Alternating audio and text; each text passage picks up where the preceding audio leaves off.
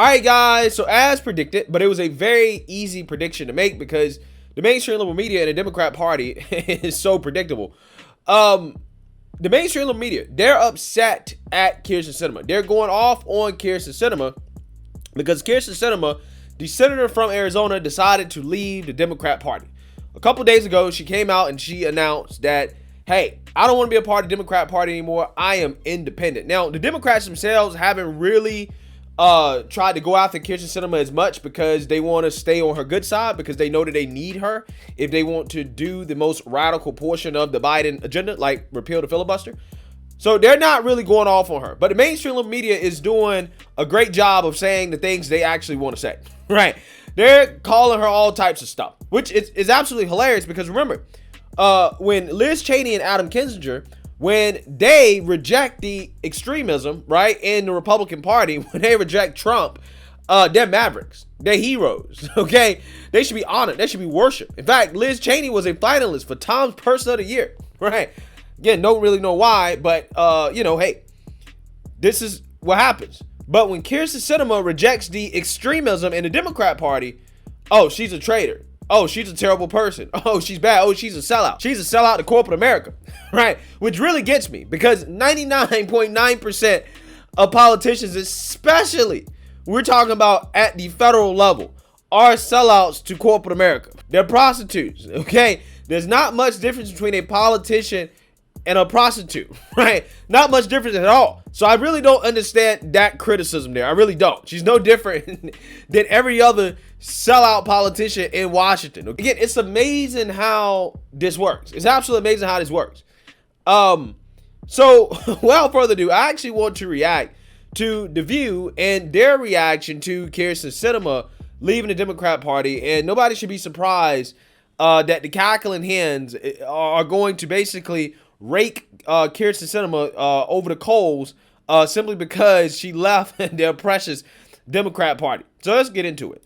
So Democrats didn't get to enjoy their Senate victory for very long because this morning, Kyrsten Sinema announced that for her, the party's over. Watch. Registering as an independent and showing up to work with the title of independent is a reflection of who I've always been. And it's a reflection of who Arizona is. I'm going to show up to work. I'm going to do my best for Arizona. I'm going to continue to deliver results for everyday people. Nothing's going to change for me. And I don't think anything's going to change for Arizona. And I think Arizonans across the state are going to say, yeah, that's the Kyrsten we elected. That's who we sent to D.C. And she's doing exactly what we asked her to do. Really? Yeah. No, I think Democrats. I mean, but it's an interesting thing that she's going through in her head. It's like, yeah, so they did elect a Democrat. She votes with the Democrats like 90+% of the time. So I don't really understand the outrage and the backlash here because at the end of the day, she's just saying, look, the Democrat Party is going so far left. At least this is my interpretation of what she's saying. Even though I vote with them 90% of the time, that 10% that she doesn't vote with them, right, or that 7, or however much percent it is, that's because you guys are going in a very extreme direction. Again, repealing the filibuster. This is what they're trying to do. They're trying to get rid of the filibuster. Something that's been a part of the Senate for what, over 100 years, okay? They're trying to get rid of it. Well, why is that? Well, because they want to expand the Supreme Court, right? They want to codify Roe v. Wade into law. They want to pass so-called voting rights, aka they want to federalize elections. They want to pass bigger stimulus and economic packages that are going to bankrupt this country. And Kyrsten Sinema, at least for the most part, has said no to the radical progressive extremism, right, of the Democrat Party, specifically when it comes to their economic agenda. Now, she's bisexual, right? She's LGBTQ. So obviously, she's sympathetic, right, to the Democrats and their social agenda. But when it comes to the economic stuff, she's definitely not gotten on board with them when it comes to the extremism. Okay, she's part of the reason why we don't have a bigger inflation problem than we already do. Like, okay, this party has nothing. They have nothing, no platform, nothing. All they do is hang out with Nazis and white supremacists. The other party actually is doing something for people like us. Yeah, so Joy Behar just said that Republicans, all they do is hang out with Nazis and white supremacists. Interesting. Again, you would think these people would learn their lesson, okay, in regards to, saying crazy stuff like this. But Kyrsten Sinema is not necessarily joining the Republican Party, okay? She's not switching her affiliation to Republican. She's not doing any of that. She's just be saying, look, I'm kind of in the middle, right?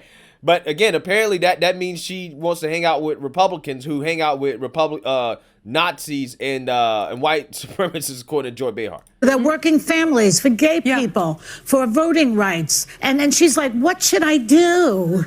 I think this was strategic, first of all, because it's strategic for her. And I think what's bizarre is that, Democrats voted for a Democrat. And they didn't vote for an independent. So for her to now say, this is always who I've been, well, she should have said that from the beginning, right? Yeah. And so the other thing is, I was looking at her how unfavorably she's viewed. Oh, yeah. 55% of women don't like her, 53% of men, 56% of white voters, 54% of Hispanic voters. Voters over 50, 54% don't like her. And young voters, 18 to 49, 55% don't like her. So I think she's like, who's going to like me? Yeah, I mean, those numbers are much better than Kamala Harris and Joe Biden, right? And a lot of other Democrats across the country. Again, you got to look at some comparisons here. Okay, how well liked, again, are Kamala Harris and Joe Biden? Joe Biden's approval rating is like down in the 30s, okay? Being a Democrat and having your approval rating in the mid 40s or close to 50%, half and half, that's pretty good, right, for a Democrat. So let me become an independent so maybe I can get those independent voters and maybe I can get those Republican voters and maybe they'll love me. Listen, she says that this is a reflection of what Arizona is. This is a reflection of the fact that she was about to lose the primary. Yeah. Right. There is a wonderful man, a congressman named Ruben Gallego, who represents Phoenix and some other areas. You've spoken about him before. Ruben is a friend of mine, and he's been thinking about it, and he was probably going to do it, primarying her, and she was going to lose in a Republican primary. Ruben just won his last election with 76% of the vote. She meant a Democrat primary. That's what she meant. And, he's a U.S. congressman. He is the first in his family to go to college, and he graduated from Harvard. He is a military veteran. I mean, he's a Latino. People like him. He's wonderful. Yeah. And I think she saw the writing on the wall, and this tells me that she's going to run for re-election and she's going to try to run as an independent. Yeah. So, counterpoint, I think we demonize moderation too much. I think that our politics is way too polarized.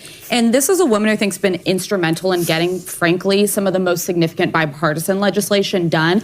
So, CHIPS, a huge win for Biden. Infrastructure. We just talked about codifying marriage equality. She was twisting arms to help get Republicans on board with that. She's somebody who she marches to the beat of her own drum. I think it is a good thing when people realize that working across the aisle is actually the only way you make lasting change. If you do things purely on partisan lines, the parties are going to flip, the Congress will flip, and then the next party in power will come and undo all the work that you did. She is working for lasting change on the policies she cares about, not just partisan. When I would also say that she's 93% of the time with Biden, by the way. Yeah, but she seems to be an obstructionist on many levels. She's an obstructionist to the extremism. Again, she agrees with Biden 93% of the time, but these people are upset because the Democrat Party told them to go up here and to say, hey, you're upset, right? She's an obstructionist. She's obstructing us. She's not obstructing anything but the woke agenda that Arizona clearly does not agree with, right? I mean, look, I said this before about Arizona. I think people got to come to reality that some states are simply just moderate states, okay? They are literally in the middle, and I really do think that Arizona is one of those states where it's just like you cannot be on either extreme of either party and think that you're going to win, right? That's just the reality of the situation. And she knows that. I mean, look at the way she's moving. This is why she's moving towards the middle, is because she knows that, okay, look at the disparity in funding between Blake Masters and Mark Kelly, right? Blake Masters could have won that race if the Republican Party actually supported him. Or Carrie Lake she could have won her race if the Republican Party actually supported her. All it takes with the Republican Party supporting them, they could have won. I mean, she could be looking at that and saying, well, these people almost won, right? Maybe I should lean a little bit more to the right, okay? Maybe I shouldn't lean too much into the progressivism of the left. I mean, you know, my thing is this. I think there are reasons to be upset with people when they don't go along with the party.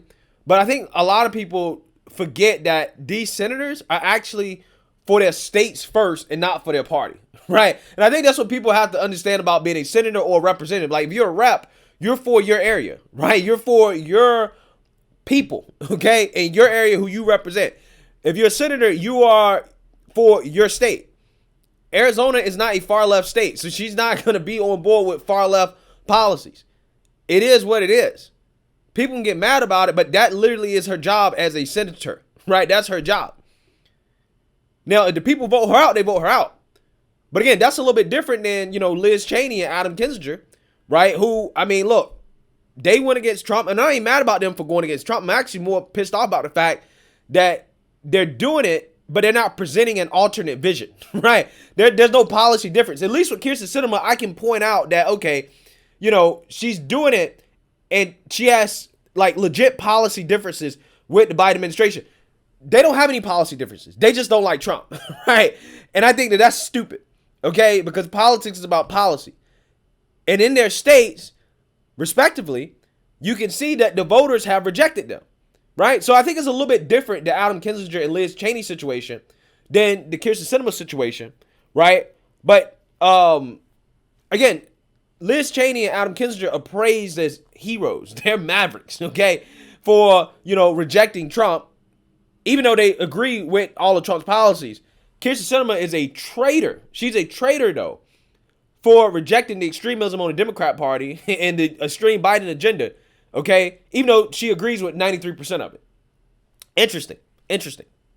The timing is what grabbed me, because we just had all these big wins for the Democrats and Biden. And so to announce it right now, when she just said in her own words, she said, nothing's going to change. It's like, okay, so why now? Because the 2024, she's she's up for re-election in 2024. It's a political strategy. And that election has already started. That Okay. election starts the day after the 2022 Well, because I actually think finishes. the voters are not, you know, when Sunny, you were saying, you know, it's because nobody likes her, so she's maybe trying this group. I don't think voters are that one-dimensional. I don't think just changing her title or her party is going to make a voter say, oh, They're great, still gonna not you're like now her. one of us. So I think her record will speak for her. But I do think being an independent, there's a reason that party is the biggest party out of all of them. Because right now, I'm an independent, been independent for almost 20 years. And for some of the same reasons she says, whether it's strategic or not. She said at one point, in catering to the fringes, neither party has demonstrated much tolerance for diversity of thought. Right now, if you're not with us, you're against us. It's very, you know, it's too simplistic for the way we all operate and the way politics should be. But I do believe that more people are, the parties, when I was just mentioning the numbers, 35% are moderates, 35 consider themselves independent, 33 Democrat, 29 Republican. The moderates are growing, and I think the whole idea of coming more to the center is actually more in touch with the pulse of the country. I think she just hurt the Senate. I think the Democrats were finally in a position of controlling the Senate 51-49. We were going to get a lot done, and if she... No, you weren't. You weren't going to get anything done. You weren't going to get anything done. Again, man, these people, bro. You will have to assume that Kyrsten Sinema and Joe Manchin, right, or Joe Manchin was going to repeal the filibuster. That's the only way you get anything done. I don't think that's going to happen. Wants to talk about getting a lot done, then she should have remained a Democrat so that we can get things done. Let me ask you a question. Doesn't she be an independent, all of you? And that, so you have an independent running and you have a Democrat running. So doesn't she split the vote? So that's what people are criticizing. Real quick, though, the Senate already has two independents, Angus King and Bernie Sanders. Yeah. She will very likely caucus with Democrats. She said that she doesn't want to change the committee leadership. Believe that. She doesn't want to leave her committee, though. She'd have to stay. But that is the open question, Joy, is if she runs as an independent, does it end up boosting a Republican who runs, as a Republican because it splits the Democratic vote? I tend to not agree because Arizona is becoming a purple state. It still would probably be red if Republicans didn't run absolutely crazy people. And I think the fact that she's running as a moderate independent is going to be a boon. Ruben Gallego's a great guy. I know him well. He's way too left-wing to win statewide in Arizona. Yeah, but he's going to get a lot of votes, and she's going to get a lot of votes. So that means the Republican wins. No, I actually, I'm not, because I'm not sure she doesn't split the Republican vote. Republicans really like her, and so I'm not sure that she wouldn't take some votes from the Republican and take some votes from the independents. Well, now, that's good. she has said she wants to retain, she's the subcommittee chair of a couple of subcommittees. That's what she wants. And in order to retain them, she's got to not go caucus with the Republicans. Yeah. And so I think she's not going to caucus with the Republicans, which is crucial, because if it becomes 50-50, if she were to caucus with the Republicans and it becomes 50-50, you can forget that any Biden appointees are going to get through Senate confirmation. But she's been obstreperous before. Well, but Kamala Harris could still come in as the tie-splitting vote. Would it really matter? Not out of committees. Well, but those appointees would not get out of a committee. They would not get a committee. If it was 50-50, they wouldn't get a committee vote. We'll be watching this for the next couple of years. Yeah. So, I think that Kyrsten Sinema probably is definitely not going to become a Republican. If she was, she already would have. I think this is her basically signaling to the Democrat Party that, I'm not getting along with y'all's super progressive agenda, because what's going to happen now, guys, is that there's going to be a ton of pressure. Now they have 51. There's going to be a ton of pressure on Joe Manchin and Kyrsten Sinema, like a ton, like a lot, okay, for them to get on board with repealing the filibuster. And that is what it really comes down to. And I think she's already signaling, look, I'm not a Democrat like that, right? If that is what it takes to be a Democrat, I'm not a Democrat, right? And I think that that's what this is all about. This is her basically sending the signal, like, I'm not obligated to go along with y'all extremism and what y'all want to do with this agenda. And I think it's more about that more than anything. But who knows? Maybe she will run as an independent. Again, who knows? Maybe she'll run as a Democrat. But regardless, I think that, I think she knows what she's doing, right? I think she knows what she's doing. I just find it interesting how she is characterized in the media for leaving the Democrats versus, Liz Cheney and Adam Kinzinger for basically, again, rejecting the Republican Party. Kind of funny. Let me know what you guys think. Make sure you like, comment, and subscribe. Most importantly, share a Black conservative perspective. Peace.